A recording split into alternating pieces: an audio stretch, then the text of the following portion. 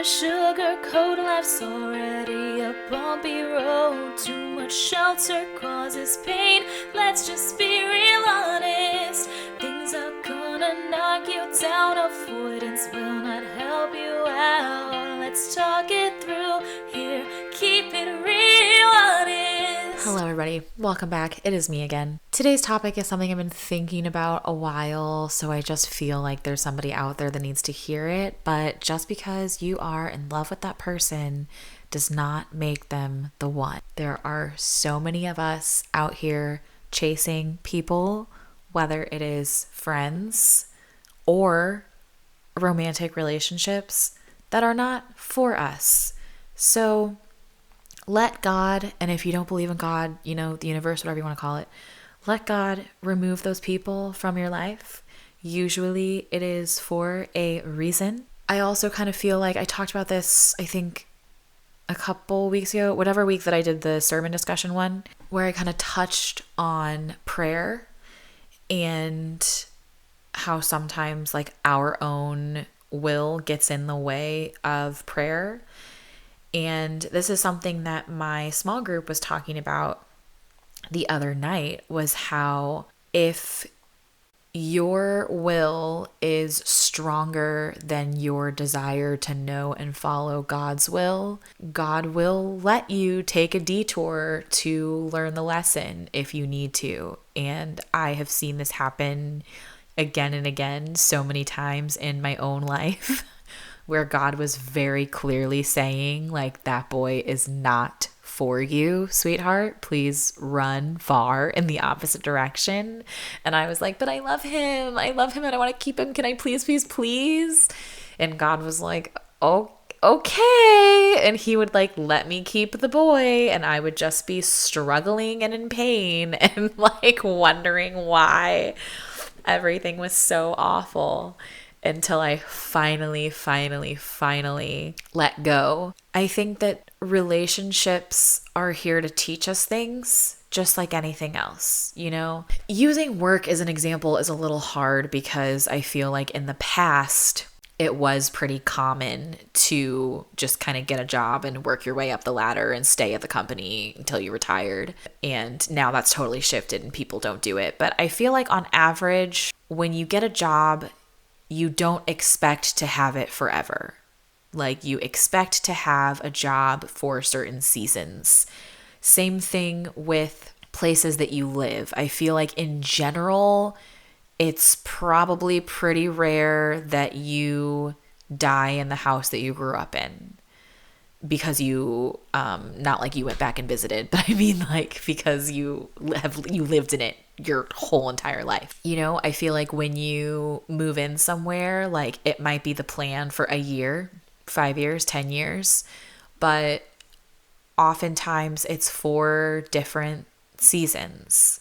And even friendships, like I feel like people are really open to friendships being for seasons or like specific circumstances, like you have like a work bestie that gets you through the workday for the time that you have that job. But when it comes to like falling in love, we're very like forever. And of course this like comes from all of the movies and the books that they just like shove down girls' throats.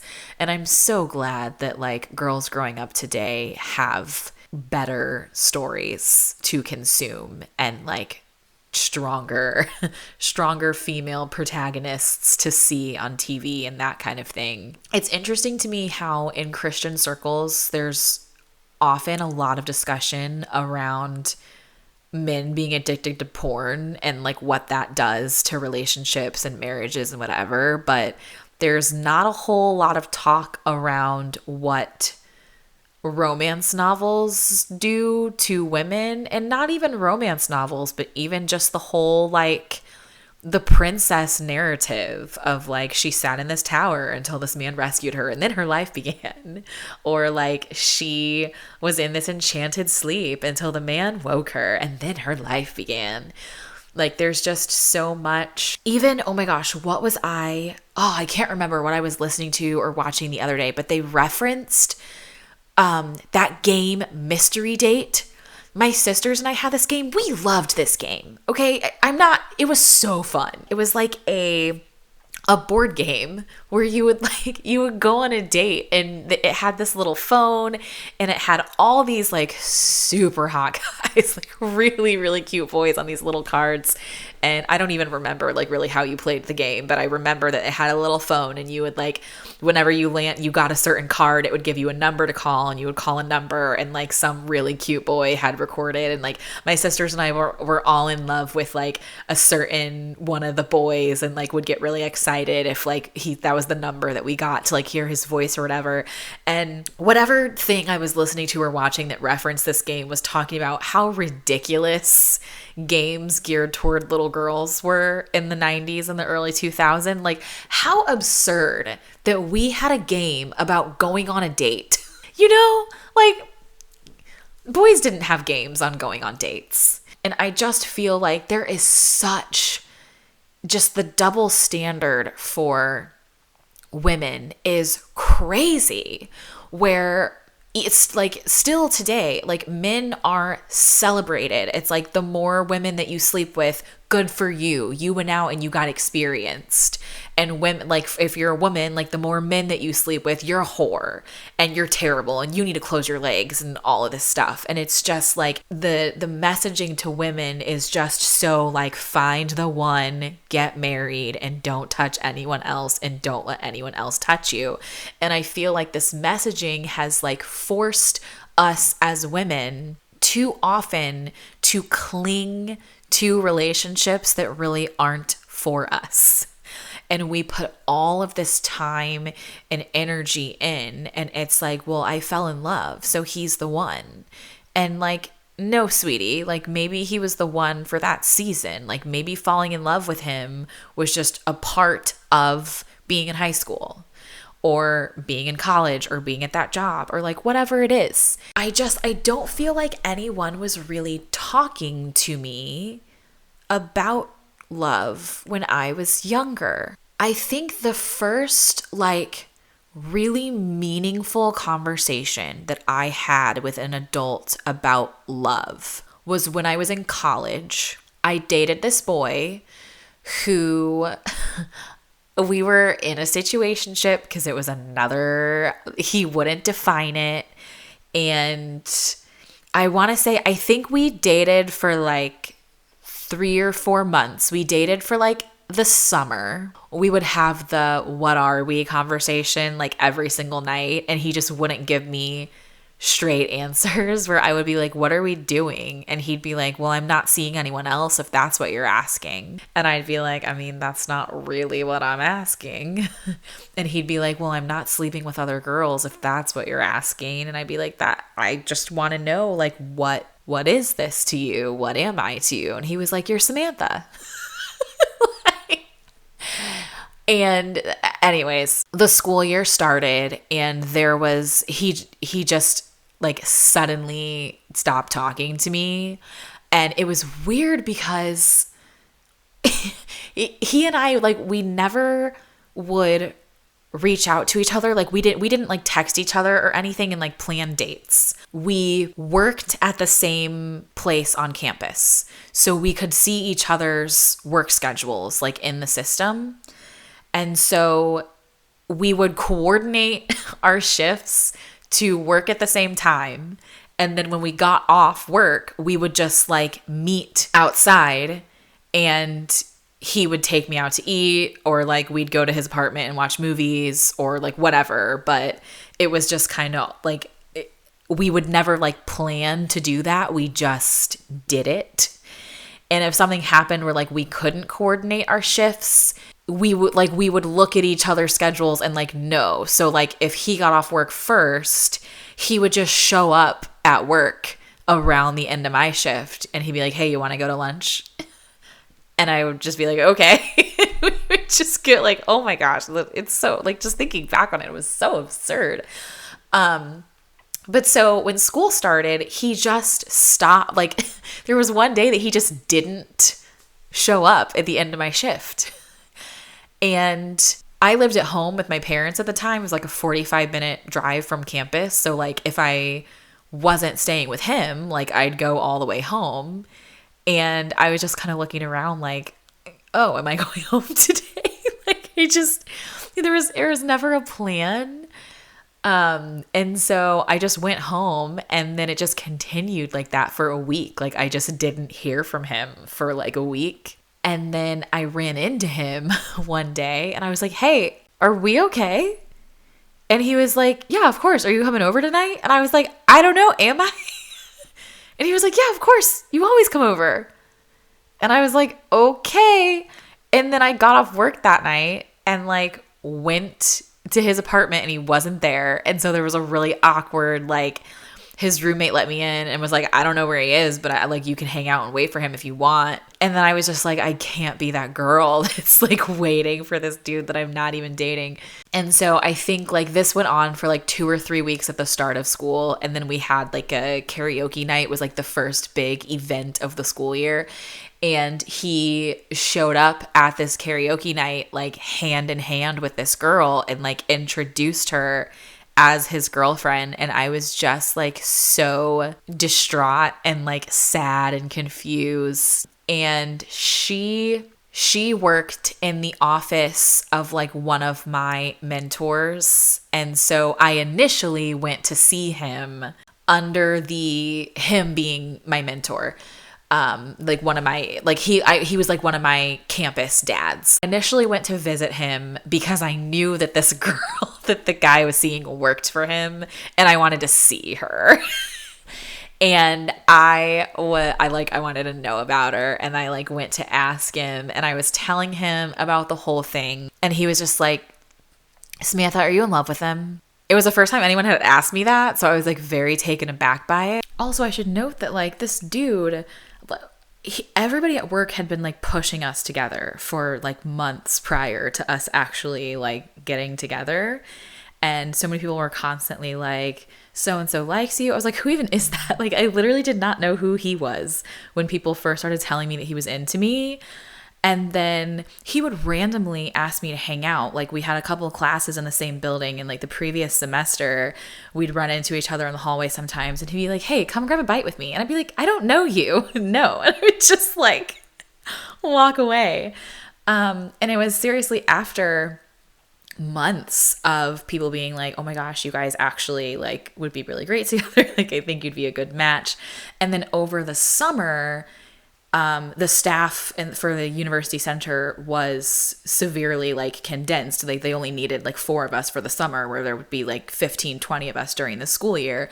So it was me and him and like 2 other people that were working like the whole summer. So like that's how I really got to know him, is like we were working together every day and spent like all this time together. So we had all these mutual friends just like between school and work and whatever. And everybody was like, oh my gosh, are you guys like finally dating? And we were like, no. I mean, like I guess we're like seeing if we want to, like not really sure.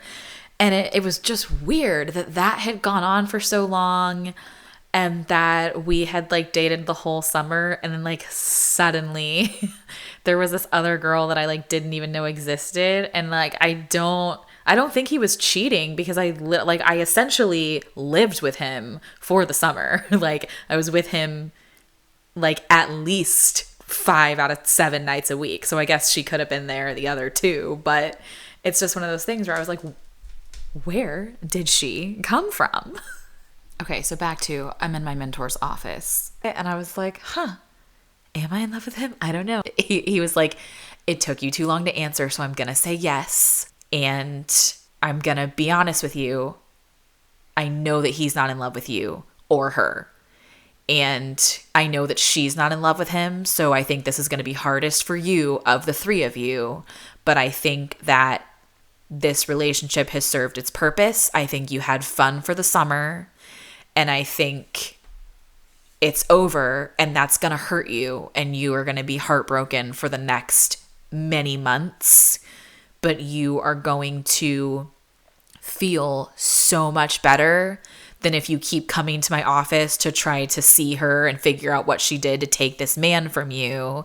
And if you chase him and keep trying to like get him, trying to define it. And it was so nice to like have an adult say this to me, because I did get over the whole thing like much quicker than like anything that happened to me in like high school or like past stuff. I mentioned in a previous episode that I've mailed a lot of letters over the years, and that one boy has ever written me one. This was the one. So actually, the semester after all this happened, he went abroad to London and he wrote me this novel where he was essentially saying that like it's been brought to his attention that he treats women, especially black women, terribly, and he really wants to apologize and he's working on himself. And I guess he like was falling for me, but it was our senior year and he was spending a second semester abroad. And so he didn't want to be tied down and he just didn't know how to have that conversation or whatever. But I mean, it was like really nice to receive this like all written down. And I was like, oh, look at you, you're growing. And I was very like, this is nice, moved on. Like in high school, that would have been like, oh, so do you want to try again? So I'm glad I was not there. I know so many girls that like will be in a relationship for, it could be 6 months, it could be 6 years. And if it ends, they're like, I wasted 6 months of my life with that guy. And it's just like, did you waste them? Because if you were happy, that's great. And if you learned how to communicate with the opposite sex, you learned about yourself. And that's another thing that I think is so interesting about so many people getting married so young is like, we have it proven that like your brain isn't even fully developed until like 25. For most of us, I think college is the first time that you're like really able to figure out who you are. Because for a lot of us, that's the first time that we're away from our parents. And for a lot of people, when you're younger, you kind of just have to adopt the opinions of your parents, depending on how vocal they are about things and how open they are with you. When you're really on your own and you're fully independent and you are paying your own bills, you're deciding what you want to do with your money and you're deciding what you want to do with your time, it opens up a whole new world where you can finally discover like what you like and what you want. And it's even something as simple as like there might be a certain brand of chips that your mom always bought when you were growing up, and like now that you're buying your own groceries, like you can try a whole bunch of different chips, and it's like you just never would have, you weren't the one grocery shopping before, so you didn't get to choose. And it shocks me how when I was in high school, I thought that I was going to get married at 23 and have my first child at 25. And now I cannot imagine, like the idea of being pregnant repulses me. And I really can't imagine being married because I really, really enjoy getting to know myself. And I feel like getting to know yourself is really difficult to do with another person, especially if you're in love, because everybody knows that love makes us irrational, like by definition. And there's always that piece of you that like you want to please the person that you love and you want to impress them. And it feels like there's a right answer to questions that they ask. And I know so many people are like, I know that you want love to last forever, but I think like it just doesn't. And I think it comes and goes, and that's perfectly okay and beautiful in its own way. And I think that like I've thought that I found the one. Like every man that I've ever been in love with, I thought was the one. Like I thought I was going to marry all of them. Most of the men that I've loved in my life have not loved me back. So that's, like your first warning there. And I feel like so many times I felt like I love this person so much that he can't possibly not love me back. Like he has to feel this as deeply as I do. And if he loves me even 1/100th of the amount that I love him, then that's enough, because I love him so much it can't even be explained. It can't even be described. And it's kind of like, okay, this is going to feel like a completely disconnected thought for right now, and I hope that I'm able to bring them back together. But it's kind of like there's like a joke in the Christian community that if you pray for patience, God will respond to your prayer with opportunities for you to practice patience. So like if you pray for patience very often, like you'll find yourself sitting in traffic pretty soon. Because that's just like most people get frustrated sitting in traffic or whatever. And it's like, careful what you pray for, because if you truly want to like develop a skill, God's not going to just give you the skill. He's going to give you opportunities to hone it. So I think about love, like we also have to learn how to love people. It's the same way that like little kids have to learn how to share, and you have to learn how to be a good friend. And you have to learn what makes a good friend to you, because it's not the same thing to everybody, right? What if every relationship is an opportunity to learn how to have good relationships? And if there are friendships that you can carry from childhood into adulthood, like great, that's amazing, that's beautiful. I would imagine that those relationships have like really gone through a lot of shit. Like I feel like Cameron and Alexia are my oldest friends, and I honestly can't remember anything that me and Lexi ever fought about, but I know Cameron and I like had some arguments in high school, and I feel like we learned how to love each other in a healthy way that has like made us such good friends as adults that's like sustainable. And that came with multiple seasons that Cameron and I didn't speak at all. So it's kind of like if you get married right out of high school, if you're 19, it's like you're married now, like you live together. Like you can't go through the freshman year of college that you don't talk at all, and then sophomore year of college that you try again with the skills that you learned in a year that you weren't talking. Like you skipped all of that.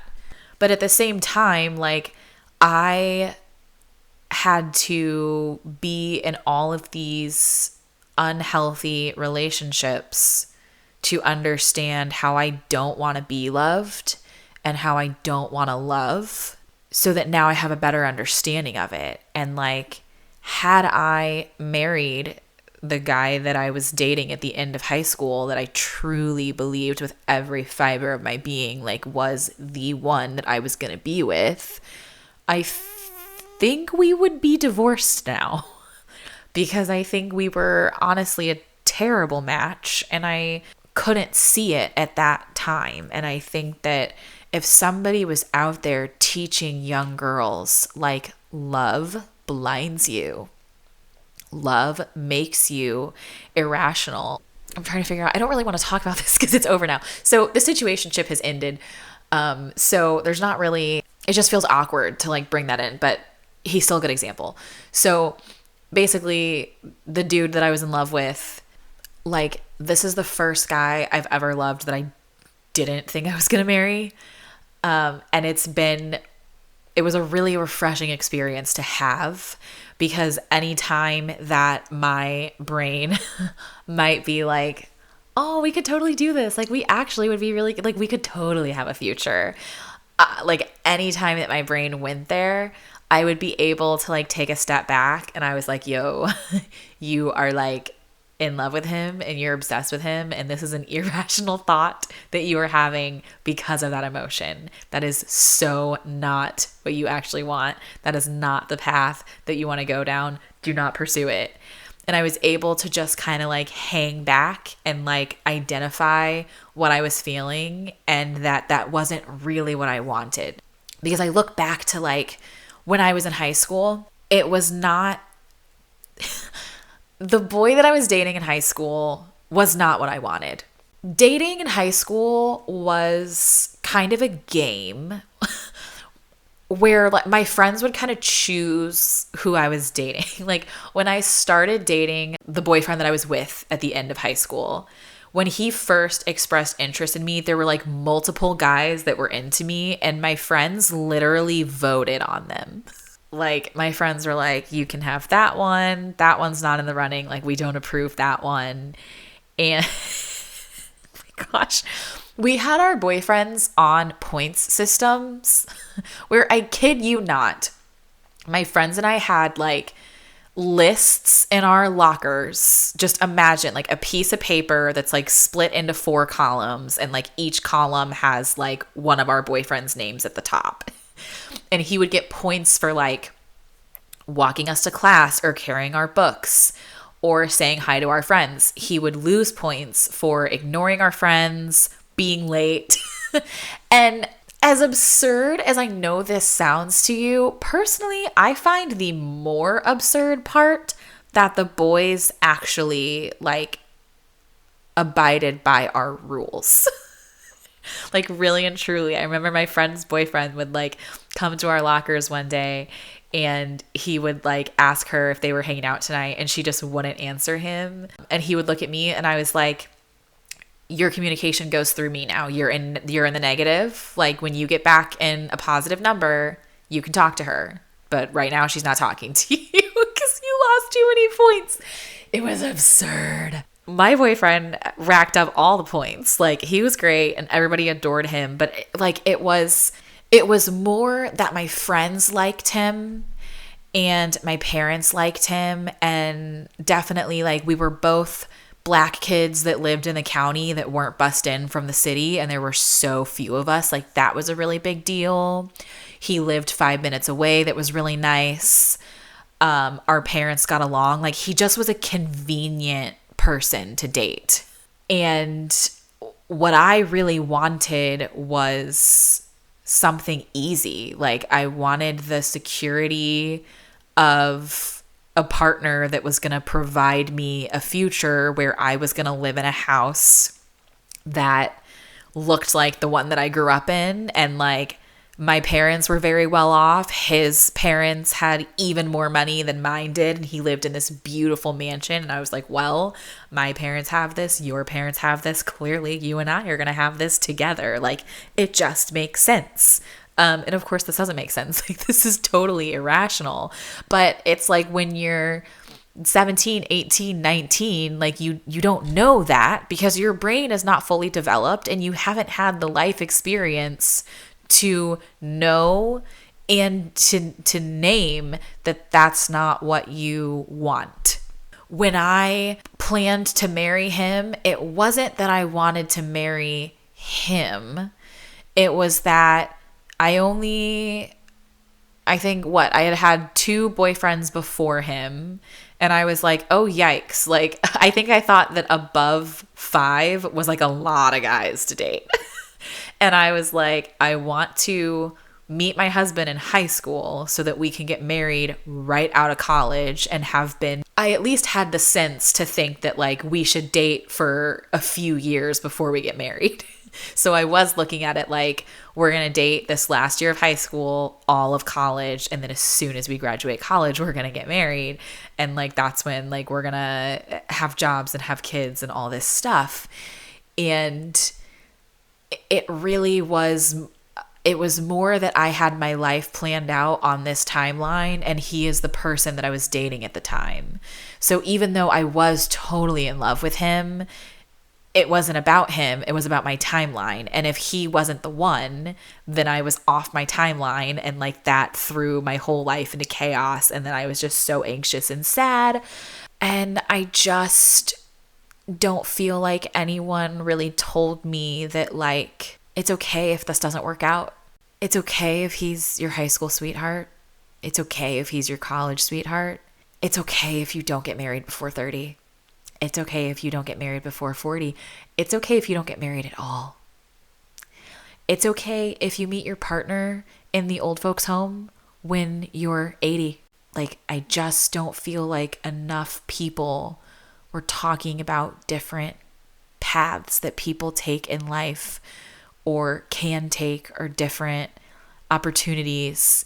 And he did try to go to college across the street from me. So thank God his mother did not allow it, because we would probably be married and we would definitely be divorced. But you know, it's just like parents can love their children and their children cannot turn out the way that their parents wanted to. Like, a lot of times I think I would love to have a child. My primary motivation in thinking that I want a child is that I love Disney and I love Harry Potter. And I want to go to Disney at least once a year. And I want to go to the Wizarding World at least once every other year. And I don't have anyone in my life that loves those things as much as I do and wants to do that with me. So I would love to have kids that I can read the Harry Potter books to and watch all the movies and the new series when that comes out and get them sorted into their houses. And I also love the holidays. Like, I love decorating and I love snow. And I love the magic of Christmas, and I want to experience that with a kid, of like being Santa and playing Elf on the Shelf. And there's no guarantee that if I had children, they would enjoy any of that. You know, like, I could have a kid that grows up and hates Disney and is like, I will never set foot in a Disney park again in my life because my mom forced me to go every single year my entire life, and it's terrible and I hate it there. How sad would that be if like I have a kid for that reason and then they hate it? Like, there's no way to stop that. So it's the same thing where, like, if you are in love with someone, that's not enough to make things work. Like, even if the two of you are in love with each other, that's still not enough. If you're in love with each other, but you fundamentally want different things, like one of you wants kids and the other one doesn't, it's not going to work. And yes, I do think that relationships take sacrifice and they are work and there's a lot of give and take. But I also think that if somebody is always compromising, then eventually there's going to be resentment. Two people can love each other and not be for each other. Even with friendships, you know, I had a very good friend in college. She and I were both very depressed. After college, she started dating a guy that was on all the world's drugs. And so I started dating a guy that was on all the world's drugs because these two guys were best friends. And the four of us spent a lot of time together, and the boys would just be high out of their minds. And me and her would just be like sitting in the corner commiserating on how sad we were. And we both broke up with the boys, but we still had each other and we were still very sad. And she just disappeared one day and I didn't hear from her for months. And then I finally like got a hold of her and she had moved states. I don't even know where she lives now. And she just very honestly said, she's like, you know what? I love you and I know that you love me, but we're not good for each other. Like, all we do together is commiserate and cry, and it wasn't helping me. Like, I had to get out of that because I need to be in an environment that makes me happy, and that's not you. And I'm sorry. I wish that was you, you know? And I'm so glad that like she had the ability to do that she thought about it, that she had the means, that she did it. And I wish that more people in romantic relationships would do that, to just be like, hey, I love you and you love me, but this is not working. And I want to reiterate that, like, for those that are in relationships and pursuing marriage, I'm not telling you to run away. I'm not telling you that marriage is bad. I am just saying, for those that are like, if you're anxious about being single and feel like you need a partner, and you find yourself, like, when you're in relationships, you find yourself compromising on a lot of your own desires and dreams and goals because you're so desperate to like cling to this person because you feel like if you lose them, you'll never love again. And it's just not true. You'll always love again. There are so many people in the world to love. And I just invite you to go into future relationships thinking, what if this isn't forever? What if this is for a season, and what if that's okay? What does that look like? There were a lot of hard conversations in those story times, so I'm going to skip that segment today. My movie recommendation this week is Someone Great. It is a Netflix movie starring Gina Rodriguez and my husband, Lakeith. I love, love, love this movie because it explores both friendships and a romantic relationship that comes to an end, and how celebrated and beautiful it can be through the heartbreak. And full transparency, this is the movie that I put on like when I need to cry. Like if I'm feeling like I need to cry and the tears just haven't been coming, like this is the movie that I watch to make it happen. But it's absolutely one of my favorite movies in the whole world. It is so well done.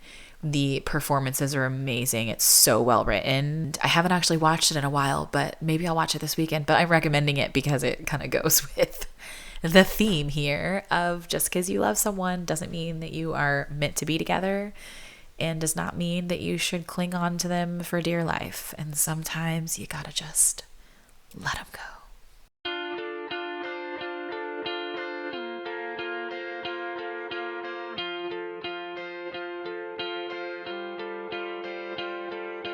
I'm not here to sugarcoat, life's already a bumpy road. Too much shelter causes pain, let's just be real honest.